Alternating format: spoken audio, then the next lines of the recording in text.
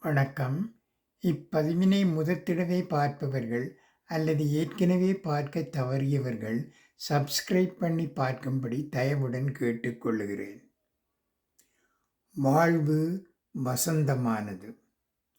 பசியறிந்து சோறு போட ஒருவர் இருக்கும் வரை, சாப்பிட்டியா எனக் கேட்க ஒருவர் இருக்கும் வரை, தாமதமாகும் இரவுகளில் எங்கிருக்கிறாய் என விசாரிக்க ஒருவர் இருக்கும் வரை, நோய் வந்தால் இரவுகளில் கண்விழித்துப் பார்த்து கொள்ள ஒருவர் இருக்கும் வரை, குரல் மாறுபாட்டில் மனநிலையை கணிக்க ஒருவர் இருக்கும் வரை, போய்ச் சேர்ந்ததும் அழைப்பிடு என வழியனுப்ப ஒருவர் இருக்கும் வரை, வீட்டைக் காத்திருந்து கதவு திறக்க ஒருவர் இருக்கும் வரை, தோற்றுப் போய் திரும்புகையில் தோள் சாய்ந்து கொள்ள ஒருவர் இருக்கும் வரை, போ என்றாலும் விட்டுப் போகாது சண்டை போட்டுக் கொண்டேனும் உடனிருக்க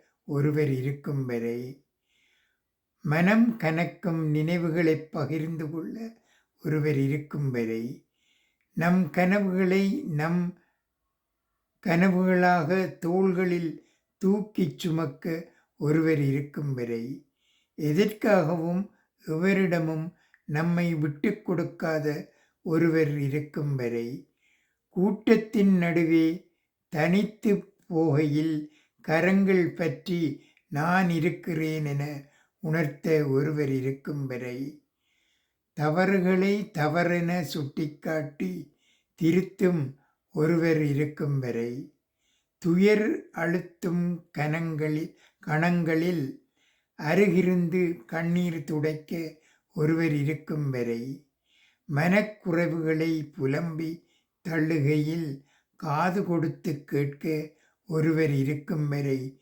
மட்டுமே வாழ்வு வசந்தமானது. நன்றி, வணக்கம்.